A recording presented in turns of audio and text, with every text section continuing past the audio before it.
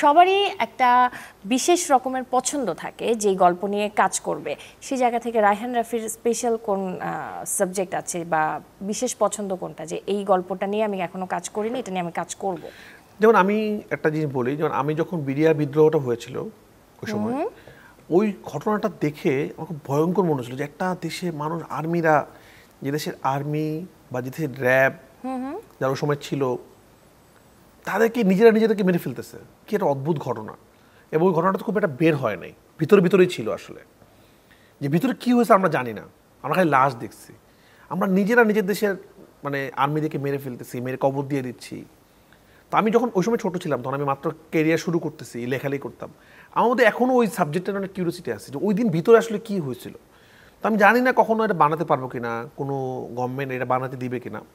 আমার ইচ্ছা আছে ওই দিনের ঘটনাটা নিয়ে, মানে বিডিআর বিদ্রোহ, যে আর্মিগুলোকে যে হত্যা। কারণ আমার আব্বু একজন এয়ারফোর্সের অফিসার ছিল, তো আমি একটা মিলিটারি ফ্যামিলির সন্তান।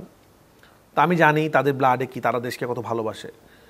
তো এই যে একটা আন্দোলন বা একটা বিদ্রোহ মাধ্যমে এতগুলো অফিসার, একটা মেজর কিন্তু তৈরি হতে অনেক সময় লাগে। তাদেরকে গভর্নমেন্টের বা সরকারের অনেক পয়সা খরচ হয়, অনেক ট্যালেন্টেড পিপল লাগে। ওই ঘটনাটাকে কেন্দ্র করে ওই ঘটনা মানে 70 জন 80 জন মানুষ মারা গিয়েছিল, অনেক মানুষ মারা গিয়েছিল। অ্যাকুরেট কোনো তথ্য কিন্তু কারো কাছেই নেই। এবং এত বিলিয়ন বিলিয়ন মানুষকে মেরে মাটিতে পুঁতে ফেলছে। এই যে একটা বিভীষিকাময় অবস্থা। অন্য দেশে হলে এটা নিয়ে অনেক সিনেমা হইতো, কিন্তু কোনো একটা কারণে আমাদের দেশে এই সাবজেক্টে আমরা সিনেমা বানাতে পারি নাই। তো আমি তো চাই আমি এটা নিয়ে সিনেমা বানাবো। আমি জানি আমাকে অনেকেই বলছে যে এটা বানানো যাবে না, কিন্তু আমি চাই এইটা নিয়ে সিনেমা বানাতে। কোনো এক সময় যদি পারি, আমি এখন আপনি বানাতে পারবেন, আমার সামর্থ্য যদি হয়, কোনো সময় পারি, ইনশাআল্লাহ বানাবো। আশা করছি যে সকল সংকটময় পরিস্থিতি কেটে যাবে, সিনেমা ইন্ডাস্ট্রি ঘুরে দাঁড়াবে, সিনেমার কাজ শুরু হবে এবং আপনার কাছ থেকে দর্শক আরো ভালো ভালো কাজ খুব দ্রুতই পাবে। নতুন অনেকগুলো কাজ করছি, অনেক ইন্টারেস্টিং কাজ করছি।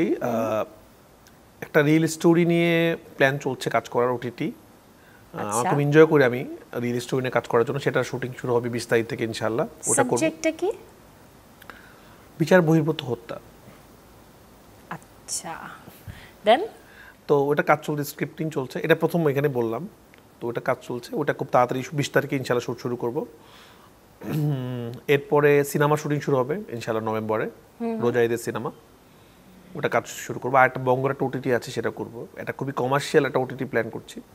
আমি এই কয়টা দিন কাজে লেগেছি, চেষ্টা করেছি একটু অফিসে কাজ করার জন্য।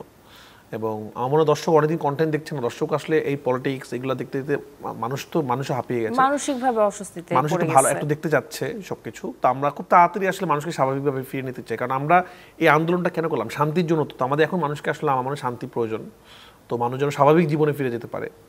এবং আমি চাই আরও যে ডিরেক্টর আছে তারাও যেন কাজ শুরু করে, আপনাদেরও একটু হেল্প করেন, আপনারা এটা নিয়ে একটু কাজ যদি করেন। সিনেমা যত তাড়াতাড়ি শুটিং শুরু হবে, নাটক যত তাড়াতাড়ি শুটিং শুরু হবে, তত তাড়াতাড়ি ইন্ডাস্ট্রিটা আবার আগের মতো হবে। নাহলে আসলে কারোরই কোনো কাজ থাকবে না। এটাই আসলে প্রত্যাশা, কারণ ইন্ডাস্ট্রি আবারও সচল হোক, সব কোলের কর্মসংস্থানটা আবার চালু হোক। একটা ইন্ডাস্ট্রির একটা শুটিং পিছনে অনেকগুলো মানুষের ব্যাপার থাকে। সিনেমা যখন হিট হয়, তখন যে লোকটা পোস্টার দেয় তারও কিন্তু এটার সংসার চলে, যে টিকিট বেচে তারও হয়। প্রোডাকশন বয় থেকে শুরু করে প্রতিটা মানুষ যারা এটার সাথে রিলেটেড, তারা সবার এখানে হয়। এখানে কিন্তু অনেক অনেক ধরনের, ধরেন যারা ইউটিউবার, তারা এখানে নিউজ করে, তারা এখান থেকে খায়।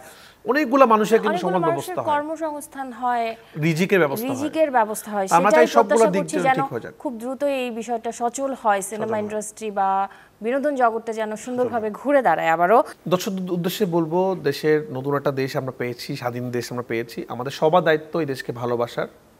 আমরা ইদানিং দেখতে পাচ্ছি একটু কিছু জায়গায় ক্রাইম হচ্ছে, দখলবাজি হচ্ছে, ঝামেলা হচ্ছে। আমরা বলবো যে আমরা যদি এই সিচুয়েশনটাকে আসলে হ্যান্ডেল করতে পারি, তাহলে কিন্তু এই আন্দোলনটা সার্থক হবে।